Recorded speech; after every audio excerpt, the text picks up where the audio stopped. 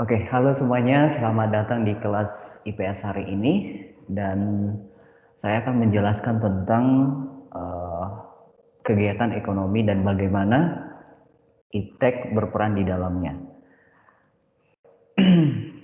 Nah, materi kali ini adalah belajar tentang kegiatan ekonomi dan kita juga akan melihat bagaimana peranan iptek atau ilmu pengetahuan dan teknologi di dalam perkembangan kegiatan ekonomi di Indonesia terkhususnya.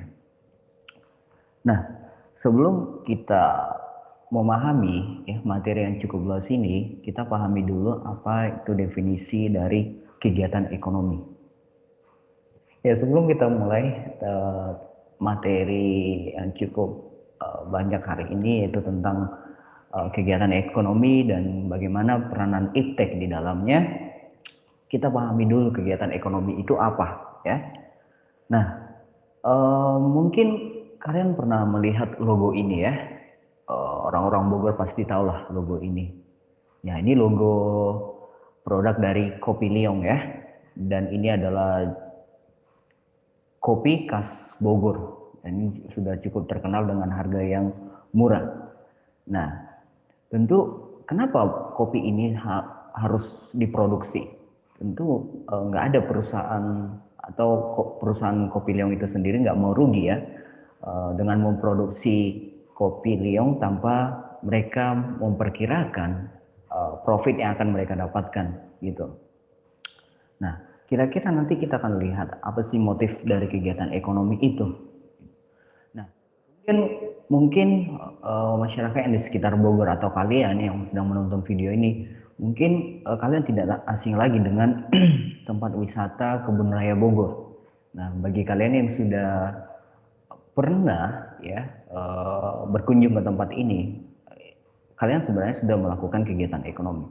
Karena kalian di dalam eh, pergi ke tempat ini juga kalian banyak melakukan transaksi, mulai dari beli tiket ataupun di dalamnya kalian menikmati beragam makanan ataupun minuman. Nah, ketika kalian melakukan apapun ya di dalamnya, ya, contohnya kalian minum atau makan, semua hal yang kalian lakukan di dalamnya yang perlu memerlukan pengorbanan, itu artinya kalian sedang melakukan kegiatan ekonomi.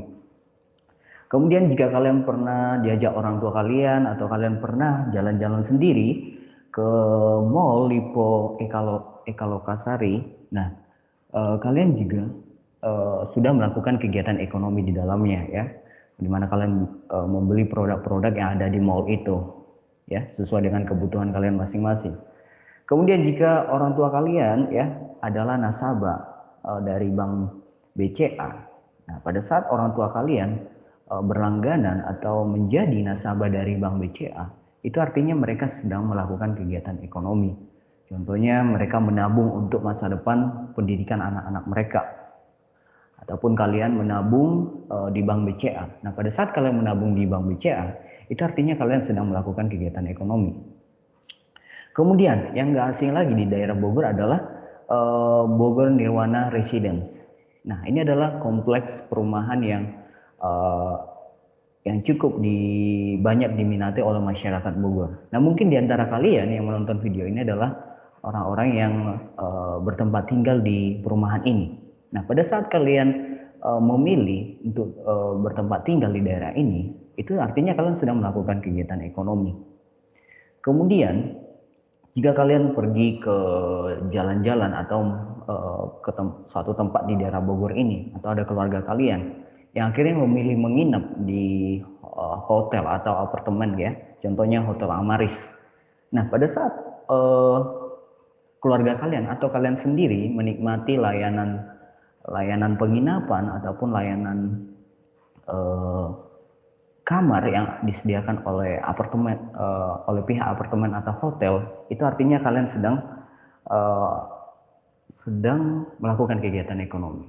Nah, intinya apa dari sejumlah gambar yang bisa kita lihat di sini adalah kegiatan ekonomi itu sebenarnya nggak jauh-jauh dari apa yang tidak jauh-jauh dengan diri kita sendiri gitu ya. Bahkan kita juga mungkin melakukan maksudnya kita bermain game. Nah, di dalam game itu kita membeli sejumlah item atau kita top up diamond dan semacamnya. Itu sebenarnya kita sudah melakukan kegiatan ekonomi.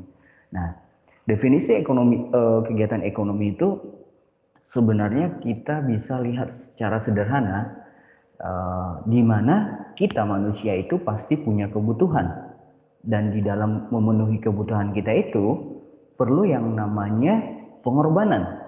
Nah, pengorbanan ini bisa bermacam-macam bentuknya ya. Ada dalam bentuk tenaga yang kita keluarkan, waktu yang kita korbankan, kemudian yang paling penting adalah duit yang kita korbankan untuk mendapatkan sejumlah manfaat atau kepuasan dari barang-barang yang kita konsumsi dari perusahaan-perusahaan tertentu, atau layanan yang kita nikmati. Contohnya kita ke salon atau kita motong rambut, itu artinya kita sudah melakukan kegiatan ekonomi juga.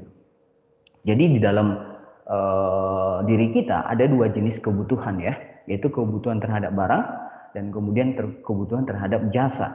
Makanya sejumlah perusahaan-perusahaan yang ada di dunia ini ataupun di Indonesia khususnya, baik sekolah, hotel, bank, tempat wisata, mall, ataupun perusahaan-perusahaan manufaktur yang lain, itu adalah usaha atau merupakan kegiatan ekonomi untuk memenuhi kebutuhan manusia, kebutuhan hidup manusia. Nah, apa yang menjadi tujuan kita belajar hari ini? Nah, tujuan kita belajar hari ini tentunya kita tidak hanya memahami apa sih kegiatan-kegiatan ekonomi dan siapa aja pelakunya, tapi di dalamnya kita juga yang paling penting adalah kita memahami bagaimana peranan iptek di dalam kegiatan atau kemajuan kegiatan perekonomian di negara kita.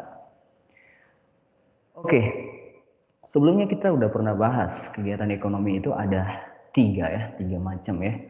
Yang pertama sebelum contohnya facial. Nah, sebelum facial ini kita bisa gunakan di dalam menerapkan kebutuhan protokol kesehatan kita, tentu ini facial ini harus diproduksi dulu gitu ya. Nah, setelah diproduksi kemudian facial ini dikirim atau dikirimkan oleh perusahaan ya, kemudian entah ke warung-warung atau ke supermarket atau ke tempat penjualan ya, seperti hypermart ataupun toko online.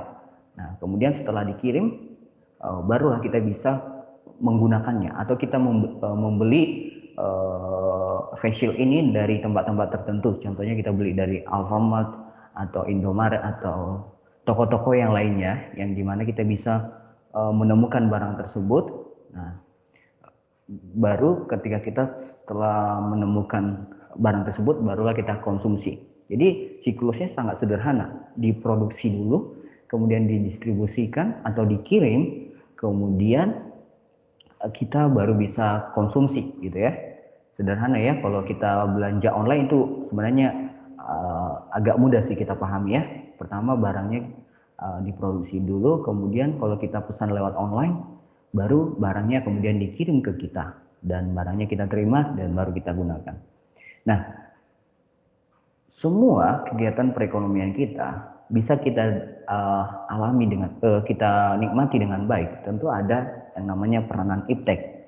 Nah, namun sebelum kita memahami peranan iptek, kita perlu tahu dulu apa aja kegiatan ekonomi dan siapa saja pelakunya gitu ya. Nah, kegiatan yang pertama adalah produksi. Kegiatannya adalah produksi yang mana orang yang melakukan kegiatan itu adalah produsen.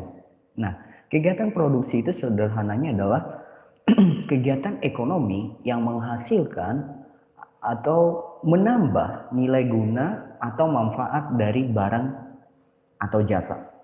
Jadi produksi itu adalah menghasilkan atau menambah nilai guna atau manfaat dari barang atau jasa yang akan kita konsumsi. Nah, contohnya di samping itu ada gambar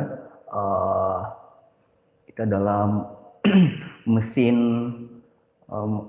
yang memproduksi keripik Citato.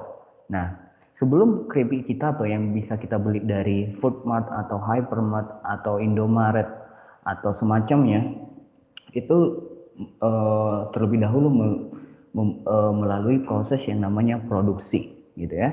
Nah, produksi itu sederhananya itu adalah menghasilkan atau menambah nilai guna.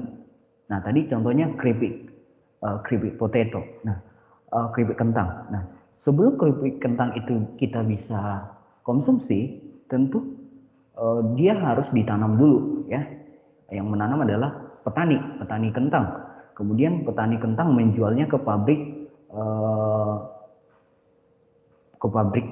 ini Citato. Kemudian pabrik Citato kemudian mengolahnya menjadi makanan ringan yang bisa kita jadikan cemilan kita di rumah, gitu.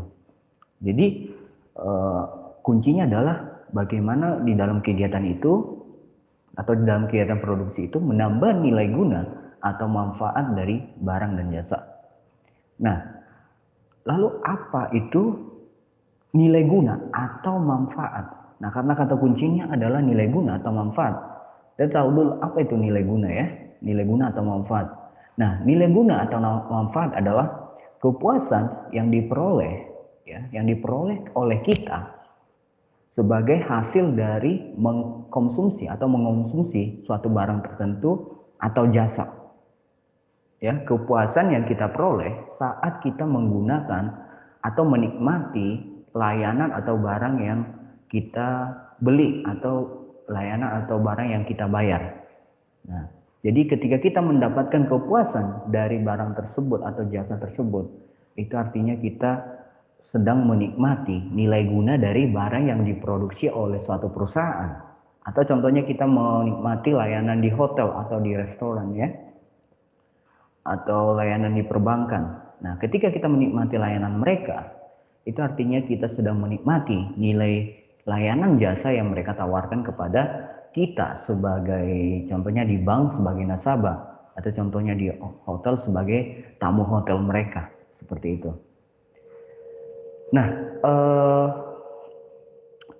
kepuasan ini tentunya, ya, mengalami ada berbagai bentuk. Nah, kepuasan itu adalah kita dapat dari nilai gunanya, ya.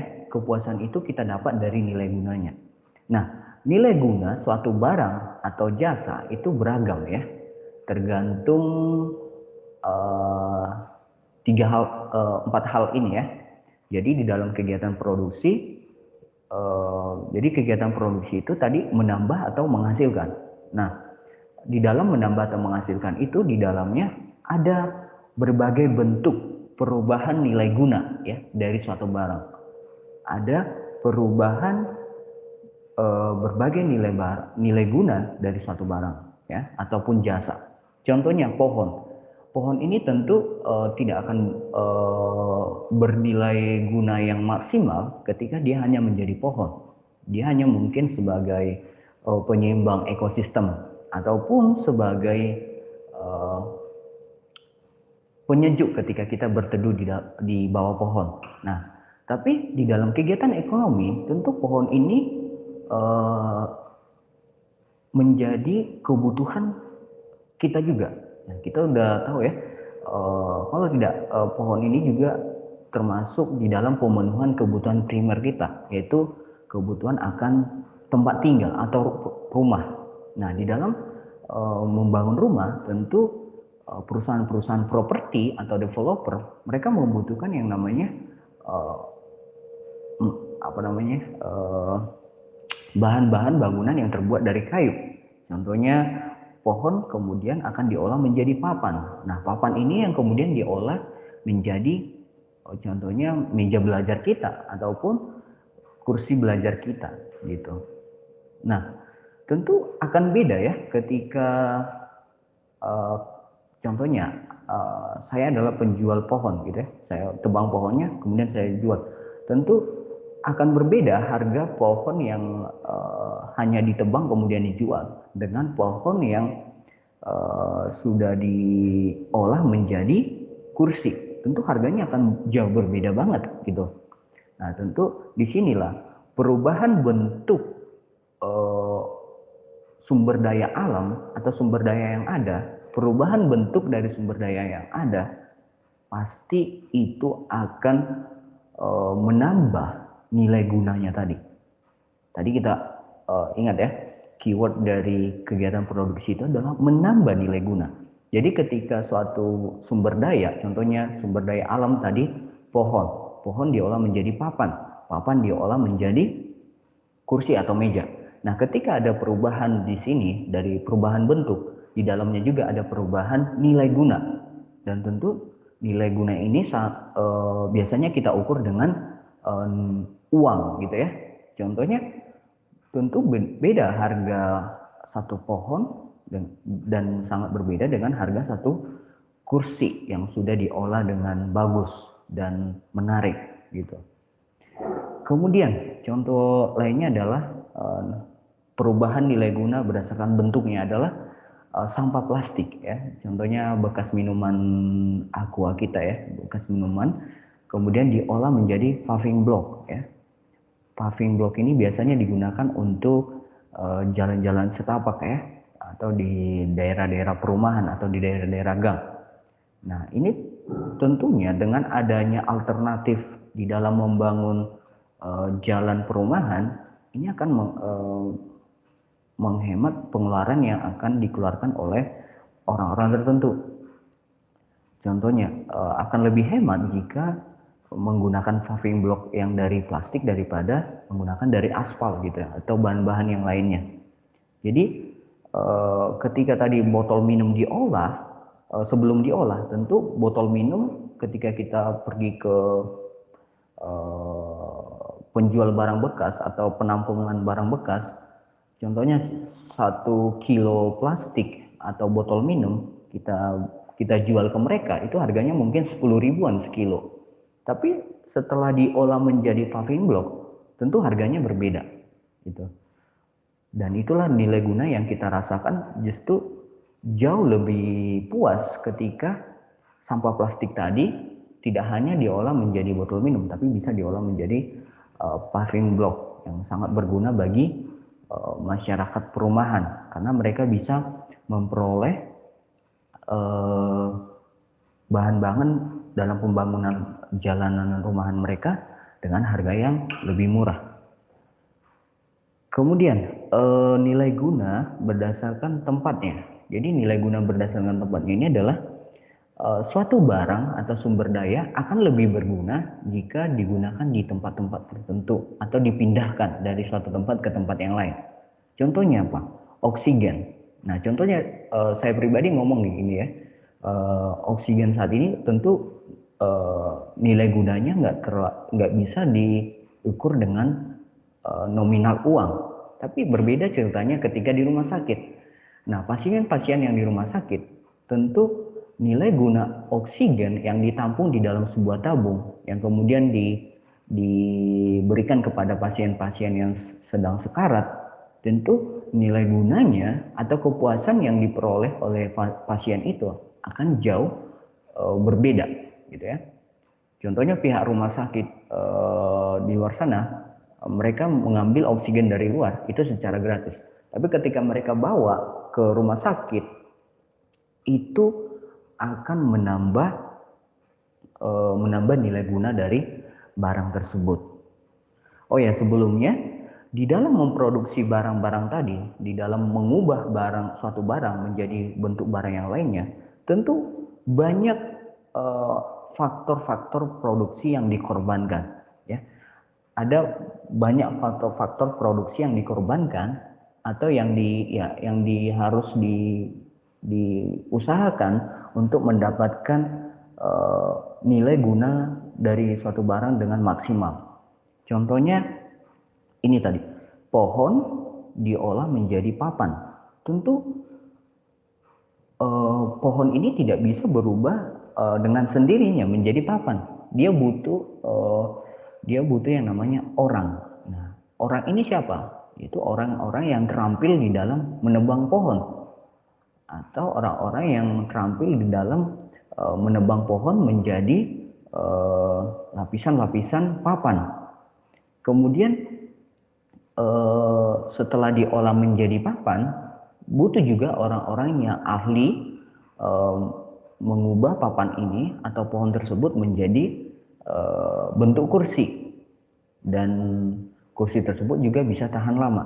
Jadi di dalam memproduksi pohon ini menjadi meja atau kursi itu butuh tenaga kerja ya. Orang-orang yang mengerjakan barang tersebut adalah tenaga kerja. Nah, tenaga kerja tentu perlu dibayar gitu ya. Tentu dalam membayar tenaga kerja atau membeli pohon itu, suatu perusahaan perlu yang namanya mengeluarkan modal ya. Tidak hanya modal, tentu manusia nggak mungkin ya memotong pohon ini dengan alat-alat yang tradisional seperti pisau ataupun kapak, tapi tentu dengan mesin. Nah, mesin ini kan nggak didapat dengan gratis juga. Nah, perusahaan-perusahaan yang menebang pohon ini perlu juga yang namanya mesin-mesin yang mampu memotong pohon-pohon ini dengan cepat.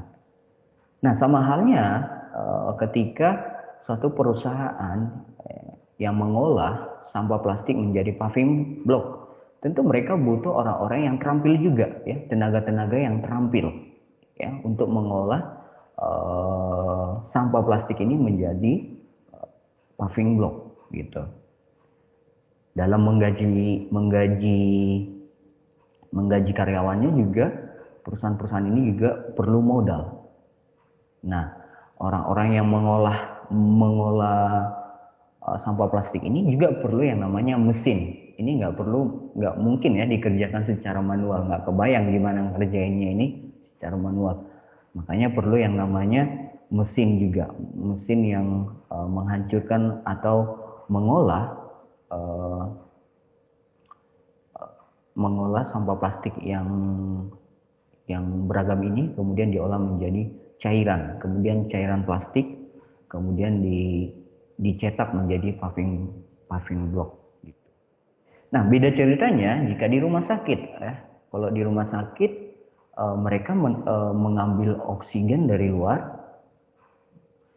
Tentu orang yang mengerjakan atau orang yang bekerja di dalam rumah sakit itu tentu bukan orang-orang yang terampil lagi ya, bukan orang-orang yang terampil dalam hal memotong kayu ataupun mengubah pohon menjadi kerajinan, bukan ya.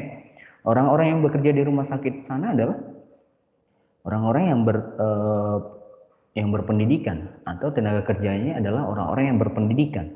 Contohnya dokter, ya, mereka pendidikannya dokter.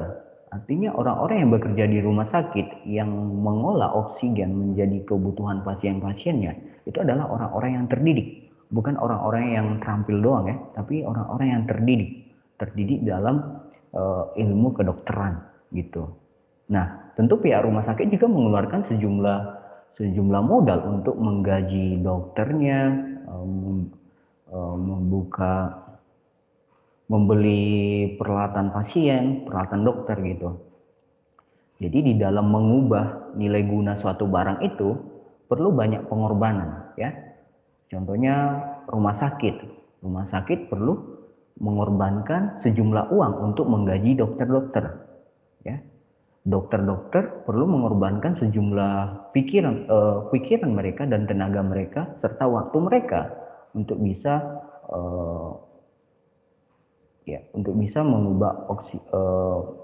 mengambil oksigen yang sesuai dengan kebutuhan pasien-pasien mereka gitu.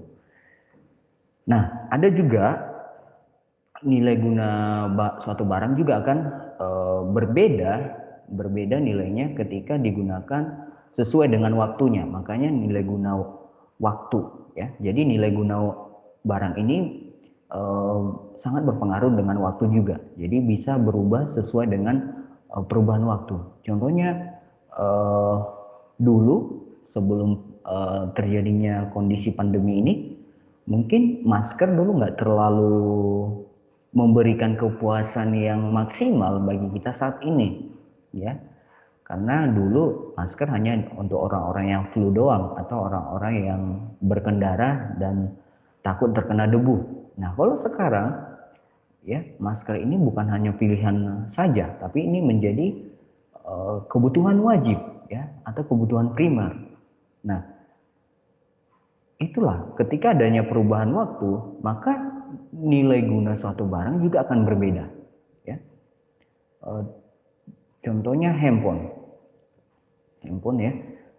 Kalau dulu nilai guna handphone belum terlalu gimana buat kita, tapi sekarang handphone itu sangat primer buat kita, kita sangat bergantung dengan handphone atau dengan gadget kita. Gitu. Jadi nilai guna satu barang juga sangat dipengaruhi oleh waktu. Gitu. Contoh lainnya lagi ya,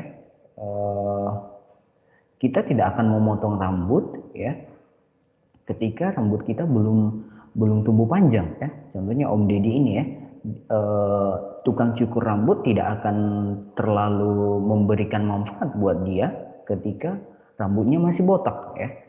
Tapi beda cerita ketika rambut kita udah gondrong ataupun perlu ditata kembali, itu akan memberikan manfaat yang lebih bagi kita ketika kita pergi ke salon ataupun pergi ke tukang cukur gitu ya. Jadi waktu ini sangat menentukan. Jadi kalau sekarang rambut kita belum gondrong, berarti kita nggak terlalu butuh yang namanya tukang cukur. Tapi ketika mungkin 1 atau 4 minggu kemudian, ketika sudah lewat waktu tersebut, kita akan membutuhkan yang namanya tukang cukur karena rambut kita sudah gondrong. Gitu. Kemudian nilai guna berdasarkan kepemilikan barang. Nah, jadi suatu barang akan akan berubah nilainya ketika barang tersebut berpindah tangan. Contohnya mobil yang di showroom ya, mobil yang di showroom tentu tidak akan memberikan kepuasan yang maksimal bagi seseorang. Tapi ketika mobil tersebut dibeli, itu akan memberikan kepuasan bagi seseorang untuk bisa berpergian contohnya, atau bisa pergi ke kantor atau pergi mengantar anaknya ke sekolah gitu. Demikian juga motor yang hanya dipamerkan di mall-mall atau di tempat otomotif gitu ya, itu tidak akan terlalu berguna atau memberikan kepuasan yang maksimal bagi seseorang ketika barang tersebut tidak dimiliki oleh orang lain. Tapi ketika ada orang lain yang membeli barang tersebut, tentu itu akan memberikan kepuasan yang maksimal bagi dirinya karena dia membeli barang tersebut sesuai dengan kebutuhannya. Jadi ketika barang berpindah tangan dari satu orang ke orang lain, itu akan memberikan nilai guna yang berbeda terhadap orang tersebut gitu. Kemudian setelah barang-barang ini kita tahu nilai gunanya ya, tentu sebelum barang ini diproduksi ataupun kita menikmati layanan jasa contohnya cukur rambut, tentu barang-barang ini perlu yang namanya distribusi atau perlu dikirimkan ke kita gitu ya. Tentu kita nggak membeli mobil ke pabriknya atau kita membeli motor ke pabriknya ya, atau kita membeli masker langsung ke pabriknya, enggak ya. Jadi ada yang namanya kegiatan kedua. Jadi dalam kegiatan ekonomi ini, setelah diproduksi itu barang-barang, kemudian barang-barang tersebut dikirimkan ke kita atau didistribusikan. Istilah ekonominya didistribusikan ya. Atau orang yang mendistribusikan atau yang mengirimkan barang tersebut adalah disebut distributor. Nah, secara sederhananya bisa kita pahami juga kegiatan distribusi itu adalah kegiatan ekonomi yang dilakukan oleh orang atau lembaga untuk mengirim atau mengantar barang atau jasa dari produsen kepada konsumen yang membutuhkan. Jadi dari perusahaan kepada konsumen. Apa yang dikirim? Barang dan jasa. Ya. Lah, jasa emang bisa dikirim? Tentu bisa. Contohnya ada keluarga kalian yang harus contohnya rawat jalan, tentu perlu kalian buat janjian kepada dokter itu. Dokter kan menyediakan layanan jasa, kemudian dokter datang ke rumah kalian untuk merawat keluarga kalian yang mungkin lagi sakit. Atau layanan jasa apa lagi ya? Contohnya Grab Express gitu ya, atau jasa barang ya. Nah itu tentu perlu diantarkan ke kita dulu, baru kita bisa menikmati layanan jasa mereka, gitu ya. Jadi ada pihak-pihak atau pelaku yang berusaha atau yang bekerja atau yang berperan mengirimkan atau mengantar barang atau jasa kepada kita, sehingga barang atau jasa itu bisa kita nikmati.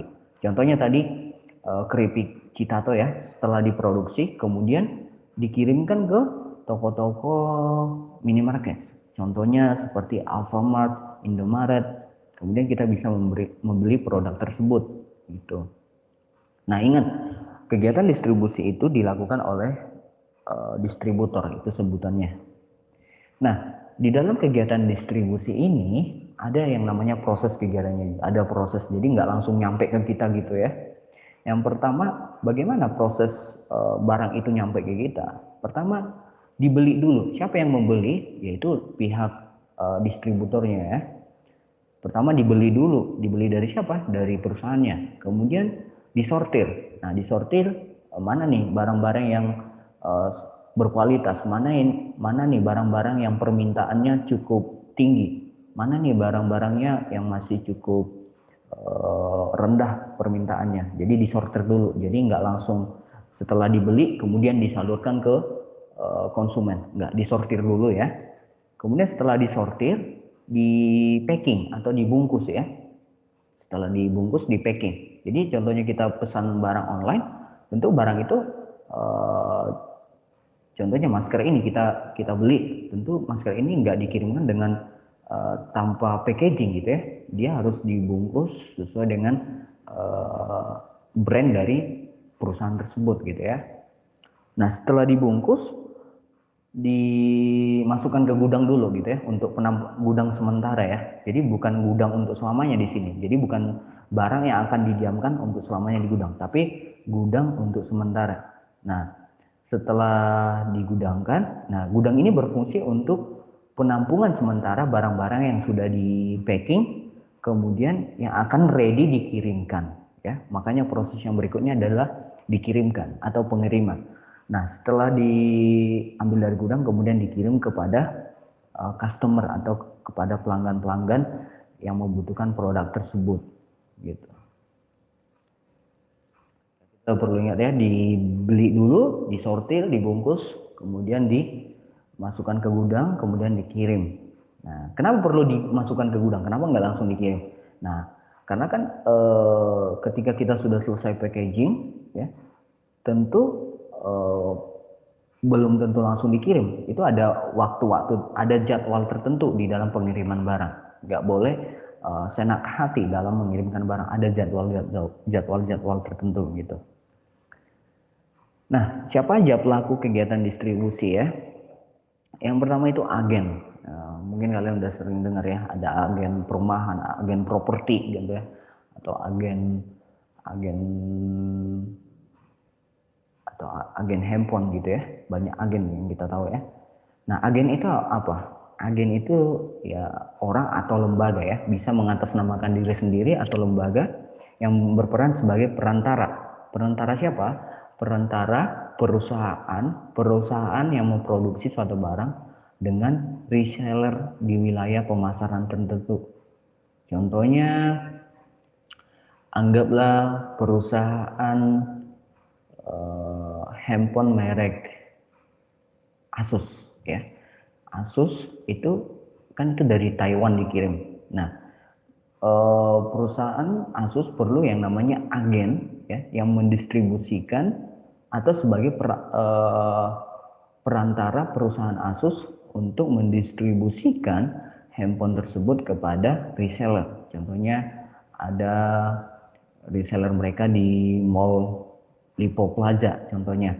Itu perlu yang namanya reseller gitu ya. Jadi agen ini dia sebagai perantara antara perusahaan induk dengan reseller atau penjual lanjutan dari barang tersebut. Jadi dia bukan menjual langsung barang tersebut ya, tapi dia perantara kepada penjual. Jadi dia perantara terhadap penjual barang-barang yang telah diproduksi suatu perusahaan gitu. Kemudian agen ini juga terikat dengan perjanjian ya. Perjanjian contohnya seorang agen dia nggak boleh menjadi seorang agen tidak boleh menjadi perantara bagi dua perusahaan. Contohnya, apalagi perusahaan yang punya saingan. Contohnya, nggak boleh contohnya saya nggak boleh menjadi agen motor Yamaha sekaligus juga agen motor Honda. Itu akan menjadi resiko gitu ya, resiko yang kemungkinan kena denda. Jadi seorang agen itu nggak boleh terikat di antara dua perusahaan, dia harus hanya satu terikat gitu.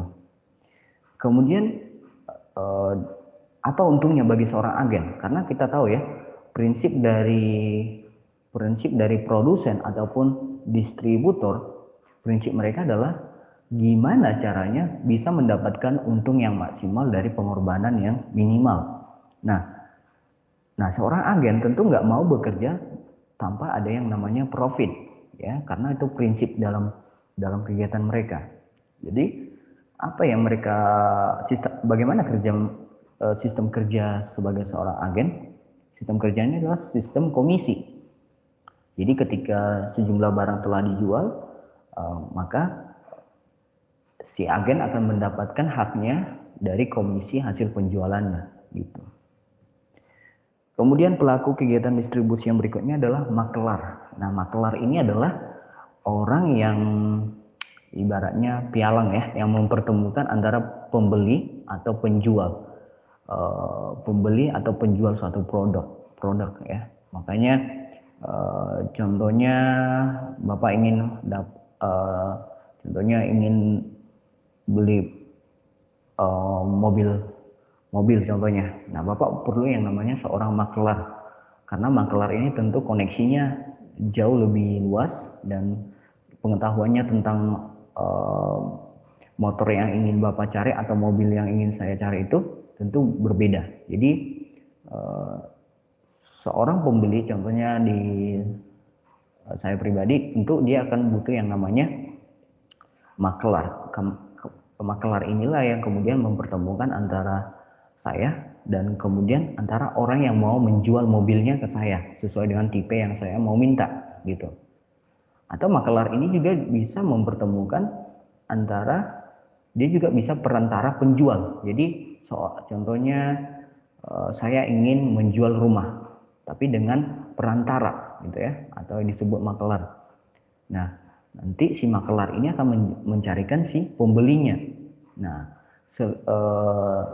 keuntungan dari si makelar ini adalah bukan sistem komisi ya, tapi sesuai dengan perjanjian dengan si yang meminta dia bekerja untuknya gitu ya.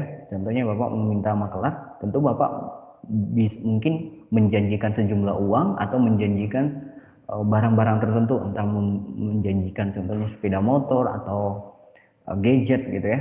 Jadi komisi yang didapat oleh atau keuntungan yang didapat oleh si makelar ini adalah sesuai dengan kesepakatan antara pihak yang bekerja sama dengan dia, atau apakah pihak pembeli atau pihak penjual. Nah, pihak penjual atau pembeli ini terserah dia, atau sesuai kesepakatan mereka dengan si makelar akan ngasih apa nih ketika kebutuhan si pembeli atau si penjual itu terpenuhi lewat dia gitu. Kemudian pelaku kegiatan distribusi yang berikutnya adalah importir. Nah, ini sangat gampang ya. Importir itu adalah orang atau lembaga yang berperan ya membeli barang dari luar negeri ya, namanya impor. Impor itu artinya membeli barang dari luar negeri yang kemudian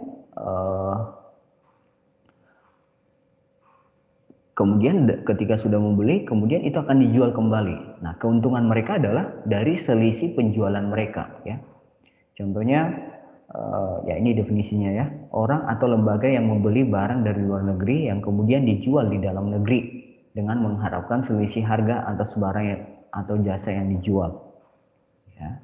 Contohnya banyak nih produk-produk dari luar negeri yang kemudian dibeli oleh seseorang atau lembaga, kemudian dia jual lagi di negara kita.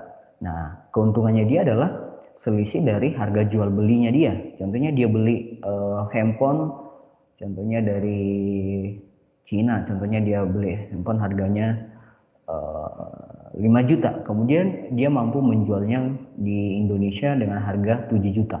Nah, dari selisih harga 7 juta dan 5 juta, itulah yang menjadi profitnya dia, sekitaran 2 juta gitu. Kemudian ada lagi pelaku dari distribusi adalah eksportir. Eksportir ini adalah orang yang menjual barang dalam negeri ke luar negeri gitu ya. Nah, hampir sama dengan importir, cuman bedanya dia membeli barang dari dalam negeri kemudian dijual ke luar negeri gitu. Ya, contohnya kita udah banyak ekspor ya, contohnya hasil perkebunan teh atau hasil pertambangan kemudian dijual ke luar negeri. Nah, keuntungan dari pihak eksportir ini adalah dia mendapatkan selisih harga juga. Selisih harga dia membeli dari dalam negeri, kemudian dia lihat harga penjualannya ke suatu negara. Jadi yang dia ambil profitnya adalah selisihnya gitu. Kemudian pelaku kegiatan distribusi yang berikutnya adalah grosiran. Ini sangat dekat sama kita ya. Contohnya mungkin di daerah perkampungan atau daerah perumahan kalian ada nih toko-toko grosir seperti ini. Mereka menyetok barang dari perusahaan gitu ya. Jadi mereka tampung. Kemudian atau dari petani, contohnya beras itu di packing kemudian ditampung di toko-toko grosiran. Dan mungkin yang di daerah mall ada contohnya food mart.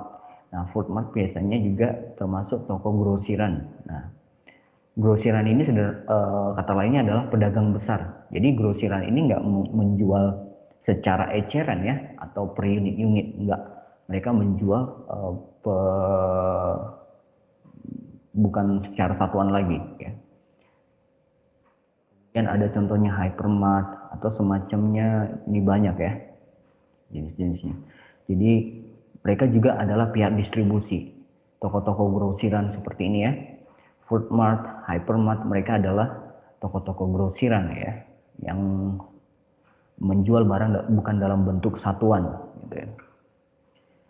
Kemudian setelah perpanjangan tangan dari grosiran adalah pedagang eceran.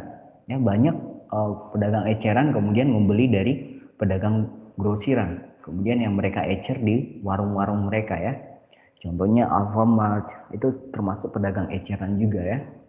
Kemudian Indomaret, ya warung-warung di sekitaran perumahan kita itu termasuk pedagang eceran. Nah, tentu profit yang mereka dapat adalah selisih dari harga ya. Kembali ke prinsipnya, pihak pelaku distribusi ataupun pelaku produksi, prinsip mereka hanya satu ya. Gimana caranya dapatin untung yang maksimal dengan pengorbanan atau ya perjuangan yang minimal gitu. Nah, beda ceritanya dengan pelaku konsumsi atau kegiatan mereka adalah atau pelaku konsumsi itu adalah konsumen yang kegiatannya adalah konsumsi. Nah, konsumsi itu sederhana ya, kita juga bisa hidup sekarang adalah dengan kegiatan konsumsi yang kita lakukan setiap hari, makan, minum ya. Kegiatan konsumsi adalah kegiatan ekonomi yang dilakukan orang atau lembaga untuk mengurangi ya. Jadi mengurangi ya, padahal kita mau beli tapi kita mengurangi. Nah, mengurangi atau menghabiskan nilai guna barang atau jasa. Jadi nilai guna satu barang itu dikurangi atau dihabiskan. Contohnya keripik Citato. Nah, ketika kita membeli barang tersebut, tujuannya adalah kita akan mengurangi nilainya. Contohnya di Foodmart dia dijual 12 ribuan. Nah, setelah kita makan, maka nilainya lagi bukan 12 ribuan, mungkin udah berkurang. Nah, pada saat kita mengkonsumsi suatu barang ya, baik produk makanan maupun produk transportasi ataupun perhiasan, itu kita sedang mengurangi nilai gunanya atau menuju juga menghabiskan nilai guna atau barang yang kita gunakan atau kita konsumsi. Nah, ada dua faktor ya, ada dua faktor yang mempengaruhi kegiatan konsumsi kita. Yang pertama, kegiatan faktor ekonomi, yaitu tentu kita dalam mengkonsumsi atau membeli suatu barang, tentu kita harus menyesuaikan dengan pendapatan kita. Ini adalah faktor ekonomi yang mempengaruhi kegiatan konsumsi kita. Tentu kita nggak bakalan beli handphone-handphone yang mewah ataupun membeli properti atau perumahan yang harganya tinggi kalau pendapatan kita nggak bisa menyesuaikan untuk membelinya gitu ya. Jadi pendapatan ini sangat berpengaruh terhadap kapasitas atau kemampuan konsumsi kita. Kedua adalah harga. Tentu kita sangat logis di sini ya. Jadi kita membeli barang itu tentu kita melihat harganya, harga barang ataupun jasa. Tentu kita tidak akan nginep di hotel yang harganya selangit gitu ya. Tentu kita menyesuaikan dengan pendapatan kita dan sesuai dengan kebutuhan kita. Kemudian apalagi yang mempengaruhi kegiatan konsumsi, yaitu ketersediaan barang tersebut atau jasa. Jadi semakin langka atau semakin jarang ditemuin barang tersebut, maka harganya juga akan semakin tinggi. Ataupun ketika jasa itu semakin sulit kita temukan, contohnya nih, cukur rambut sulit kita temukan di daerah kita, hanya ada satu gitu ya. Tentu harganya akan lebih tinggi karena nggak ada punya pesaing ya. Namanya jadinya monopoli. Monopoli itu artinya dia yang berkuasa gitu ya. Jadi ketersediaan barang sangat mempengaruhi bagaimana kapasitas atau ketersediaan kita di dalam mengkonsumsi suatu barang atau jasa. Nah, itu faktor ekonominya, pendapatan, harga, dan ketersediaan barang. Faktor non ekonominya adalah jumlah tanggungan, ya, jumlah keluarga kita. Jadi tentu keluarga kita, baik anggota keluarga kita, ayah atau ibu, tentu di dalam memperhitungkan pengeluaran bulanan mereka, tentu mempertimbangkan jumlah tanggungan di dalam rumah tersebut. Ya, semakin banyak jumlah tanggungannya, maka semakin tinggi juga kapasitas atau volume di dalam atau ya kuantitas di dalam membeli suatu produk atau jasa. Kemudian pendidikan, ya. Pendidikan seseorang sangat berpengaruh juga terhadap konsumsinya dia. Semakin tinggi pendidikannya, maka konsumsinya juga mengikuti ya. Contohnya seorang profesor, tentunya dia tidak hanya makan doang atau membeli rumah, tentu dia perlu mengoleksi buku. Ya. Jadi pendidikan itu juga mempengaruhi terhadap kapasitas konsumsi kita. Kemudian wilayah juga sangat berpengaruh. Tentu kalau di daerah pedesaan ya kemampuan membeli kita akan maksudnya barang-barang yang akan kita beli di daerah pedesaan itu akan jauh lebih murah dibandingkan barang-barang yang akan kita beli di daerah perkotaan gitu ya. Kemudian lingkungan sosial ya, lingkungan sosial juga akan mempengaruhi pola konsumsi kita atau kapasitas konsumsi kita. Contohnya masyarakat orang-orang yang beragama Kristen, tentu mereka akan konsumsi mereka adalah menyesuaikan dengan keagamaan mereka. Tentunya biasanya di bulan Desember mereka terbiasa mengkonsumsi daging babi. Nah, beda ceritanya dengan orang-orang atau saudara kita yang beragama Muslim. Mereka mengkonsumsi kambing pada saat merayakan perayaan agama mereka gitu. Jadi ini adalah faktor non ekonomi yang mempengaruhi kegiatan konsumsi suatu masyarakat atau orang. Ya. Nah, pelaku kegiatan konsumsi siapa aja? Yang pertama keluarga ya. Keluarga adalah unit terkecil yang melakukan kegiatan konsumsi. Kemudian adalah produsen. Nah, produsen ini adalah pelaku yang melakukan kegiatan konsumsi. Mereka juga mengkonsumsi. Apa yang mereka konsumsi? Bukan mereka mengkonsumsi dengan mengurangi nilai gunanya ya, tapi mereka mengkonsumsi apa?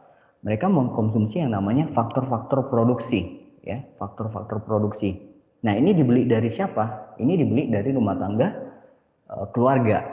Contohnya orang tua kalian menyewakan lapak atau sebidang tanah. untuk dibuka usaha tertentu. Nah, orang tua kalian atau keluarga kalian akan mendapatkan keuntungan dari sewanya gitu. Jadi perusahaan juga mereka melakukan kegiatan konsumsi, tapi bukan mengkonsumsi barang-barang yang seperti kita gunakan setiap hari, tapi mereka mengkonsumsi barang-barang atau faktor-faktor produksi seperti tenaga kerja. Mereka mengkonsumsi tenaga kerja juga seperti orang tua kita yang bekerja di perusahaan-perusahaan tertentu. Mereka mengkonsumsi tenaga kita, mengkonsumsi waktu kita, mengkonsumsi skill kita ataupun pikiran kita. Jadi mereka itu yang mereka konsumsi. Apalagi yang mereka konsumsi? Contohnya tanah, ya, untuk mendirikan perusahaan, ya, ataupun uang kita. Jadi ketika kita menabung di bank, bank akan memberikannya ke perusahaan untuk dipinjamkan kepada perusahaan. Nah, bank akan mendapat bunga dari perusahaan, gitu. Jadi uang yang kita simpan di bank akan disalurkan kepada perusahaan-perusahaan tertentu yang meminjam ke mereka. Nah, ketika kita meminjamkannya ke bank, tentu bank juga akan membayarkan sejumlah bunga ke kita, gitu. Sesuai dengan jumlah uang yang kita pinjamkan, seperti itu. Jadi rumah tangga keluarga mendapatkan pendapatan dari rumah tangga produsen. Nah, rumah tangga produsen juga mendapatkan pendapatan dari rumah tangga keluarga. Dengan apa? Ketika mereka menjual produk mereka, maka pihak produsen akan mendapatkan profit juga dari barang-barang yang mereka jual. Kemudian pelaku kegiatan ekonomi yang berikutnya adalah pemerintah. Nah, pemerintah ini kan tentu mereka belanja juga. Nah, sebelum belanja mereka juga punya pendapatan. Nah, pendapatan pemerintah ini dari mana? Itu dari pajak, ya, dari pajak yang mereka dapatkan ataupun hibah. Hibah ini adalah pemberian secara cuma-cuma dari orang lain atau dari institusi, ya. Nah, pemerintah juga melakukan kegiatan konsumsi. Apa yang mereka konsumsi? Tentu di dalam membangun sekolah, tentu ada budget, ya, atau anggaran dalam membangun sekolah, mulai dari semennya, kursi, meja, peralatan ataupun fasilitas yang di dalamnya. Tentu ini dibiayai oleh pemerintah. Jadi mereka belanja juga, ya. Kemudian pembangunan fasilitas umum seperti rel kereta api dan transportasi kereta api itu dibiayai negara juga, ya. Kemudian jalan raya yang kita lewati, ya. Contohnya kita mau ke puncak ataupun jalan-jalan ke suatu tempat tertentu, ini dibiayai pemerintah juga, ya. Itu termasuk belanja negara. Mereka juga mengkonsumsi. Cuman konsumsinya bukan seperti yang kita konsumsi seperti keluarga, ya. Untuk memenuhi kebutuhan pangan, sandang ataupun papan. Nah, konsumsi pemerintah bentuknya beda, ya. Contohnya untuk penyediaan fasilitas umum seperti jalan raya, sekolah ataupun alat transportasi, gitu. Nah, kalau kita sederhanakan siklus kegiatan ekonomi ini seperti ini, ya. Jadi tiga sektornya itu pertama keluarga, pemerintah, kemudian perusahaan. Yang pertama rumah tangga, perusahaan, kemudian pemerintah. Nah, siklusnya seperti ini. Nah, pertama dari rumah tangga dulu. Nah, dari rumah tangga apa yang mereka kasih, ya? Kita perhatikan panahnya ini, ya. Dari rumah tangga mereka memberi pasar input atau faktor-faktor produksi. Apa aja tadi? Seperti menyewakan tanah, gitu. Ataupun mereka memberikan uang mereka ke lembaga keuangan seperti bank. Ketika rumah tangga menabung, maka lembaga keuangan akan memberikan ke lembaga penanaman modal. Nah, seperti aplikasi bibit, contohnya, ya, atau iPod, ya, itu mereka memberikannya ke lembaga penanaman modal, kemudian akan digunakan oleh perusahaan. Nah, dari modal yang kita berikan kepada perusahaan ini ataupun ke lembaga keuangan, kita akan mendapatkan bunga, ya. Maka yang kita dapatkan adalah berupa bunga, ya. Ini bunga. Profit kita dapatkan dari mana? Mungkin bisa, ini didapatkan dari, sebentar, ya. Nah, dari perusahaan tentu perusahaan setelah mereka diberikan sewaan tanah contohnya atau sejumlah modal dari rumah tangga keluarga, mereka juga harus memberi namanya gaji ya. Contohnya orang tua kita yang bekerja di perusahaan tertentu, mereka akan digaji atau diberikan upah gitu ya. Nah, gitu. Nah, perusahaan juga dapat keuntungan dari mana? Dari pasar output. Output itu artinya ada produk yang mereka jual. Nah, produk yang mereka jual inilah yang dibeli oleh rumah tangga keluarga. Nah, dari rumah tangga keluarga inilah kemudian perusahaan mendapatkan yang namanya profit, gitu ya. Lalu pemerintah ngapain di sini? Nah, pemerintah di sini peranannya juga sebagai regulator umum ya. Nah, pemerintah mendapatkan pendapatan dari mana? Tentu dari pajak perusahaan. Nah, dari keluarga kita juga pemerintah punya pendapatan yaitu dengan pajak individu. Jadi pemerintah memungut sejumlah pajak dari keluarga kita juga, dari anggota keluarga kita. Kemudian pemerintah punya pengeluaran juga ya, bisa pengeluaran terhadap perusahaan gitu ya, ataupun pengeluaran terhadap perusahaan, contohnya pemerintah membangun jalan raya. Tentu jalan raya digunakan oleh perusahaan untuk mendistribusikan barang-barang mereka. Dan jalan raya itu juga digunakan oleh rumah tangga keluarga gitu ya. Nah, kurang lebih inilah siklus sederhananya di 3 sektor. Kalau di 4 sektornya itu ada lagi rumah tangga luar negeri. Nah, yang kita pelajari hanya di 3 sektornya. Itu ya, tadi ada 3 kegiatan ekonomi, di produksi, kemudian didistribusikan, setelah didistribusikan kemudian dikonsumsi. Dikonsumsi itu ada perusahaan juga mengkonsumsi ya, mereka menyewa sejumlah tanah, menggaji sejumlah karyawan ya. Rumah tangga keluarga membeli produk, pemerintah mendapatkan pendapatan dari pajak, kemudian dibelanjakan untuk pembelian atau penyediaan fasilitas umum. Nah, kan tadi judulnya adalah kita akan melihat bagaimana peranan IPTEK di dalam kemajuan kegiatan ekonomi di Indonesia. Nah, karena materinya ini cukup panjang, nanti ini adalah sesi pertamanya. Sesi keduanya adalah kita akan melihat bagaimana IPTEK berperan di dalam kegiatan produksi, kegiatan distribusi, dan kegiatan konsumsi. Jadi IPTEK sangat berperan di 3 kegiatan ini. Nah, kurang lebih itu sih yang bisa kita pelajari hari ini, dan mudah-mudahan materi kali ini bisa bermanfaat buat kalian yang menonton video ini. Thank you semuanya, sampai ketemu di lain waktu.